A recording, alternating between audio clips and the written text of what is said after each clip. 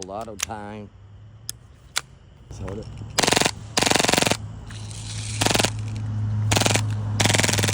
Oh, it's running.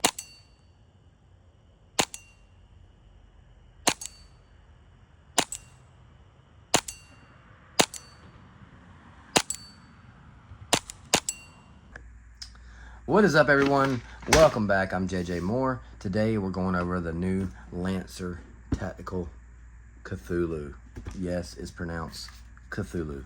I looked it up. I ran it by Siri, and Siri told me that. What is different about this than an AAP-01? That's going to be the first questions we're going to get, so I'm going to go ahead and jump right into it right away. This pistol from Lancer Tactical comes with a tunable trigger, a tracer ready adapter. You do not remove an orange tip. It's painted orange. When you want to put your compensator, it comes with a compensator. You can put that on. You want to put your tracer on. You literally just screw it on. There's no removal, no heating. It also comes with fibered optic sights, adjustable fibered optic sights, I may add. You can go left and right, up and down. You can also remove this rear sight and install the RMR mount and have an optic if you like. Lancer has some of the coolest red dots out there. I'll actually show you one that is on a nightshade here. Super clean aluminum.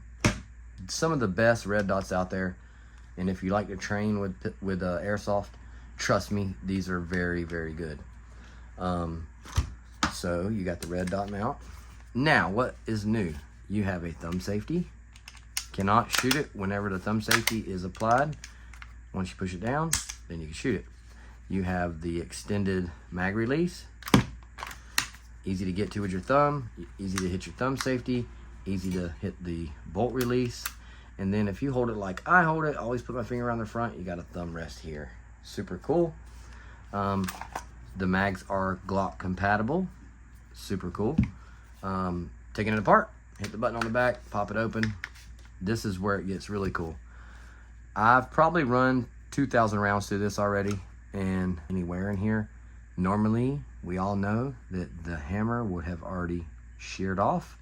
And what I'm about to do in a few minutes at the end of this video is I'm going to drop the drum on it on full auto and semi-auto and show y'all some nighttime tracer action with some of their Streamline BBs. Some of the best BBs in the game. Trust me on that. And their green gas. So the tips that I'm going to give you on this, now I've went all through it and checked it out. I've tore it completely apart. There is a con that I found, and it's nothing hard. Getting to the rear screws is a little tough. It's not actually tough, it's just a little different than normal because you're going to take this rear screw out of your rear sight, and I'll show you what I'm talking about here. Go ahead and do it.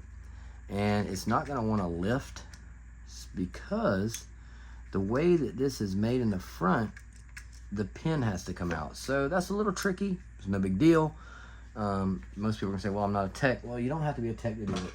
You literally just need a couple tools, and they don't even have to be the correct tools. And I'll show you. I got a pick tool, and I'm just gonna go.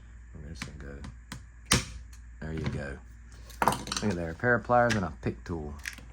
Pull it out. There's your pin. It's just a little one-way pin. It's got teeth on one side. There's your sight. There's a spring. You're gonna remove that spring, and we're gonna put all that over there. Now, to get your bolt out, you're gonna have to remove these two screws here. I'm gonna tell you, I learned this the hard way. Don't use the cheapy little Harbor Freight Allens, but these little cheap Allens are so soft that they kind of stripped on me. So I'm not gonna take the rear sight off because I don't want to strip these until I get a good set of Allens.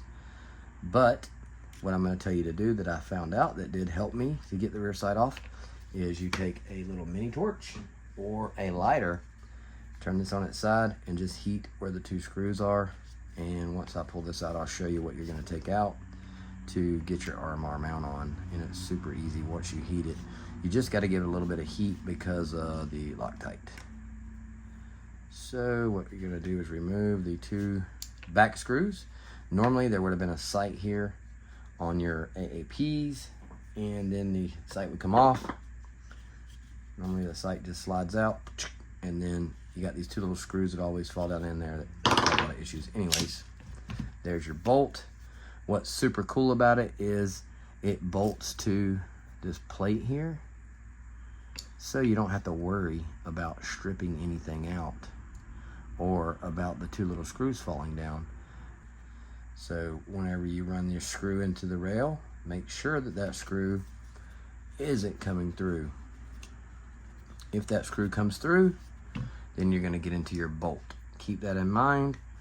If you take your rail off and you take your bolt off, you're definitely going to put a little bit of Loctite on here. Just make sure you use blue Loctite. Screw it back in.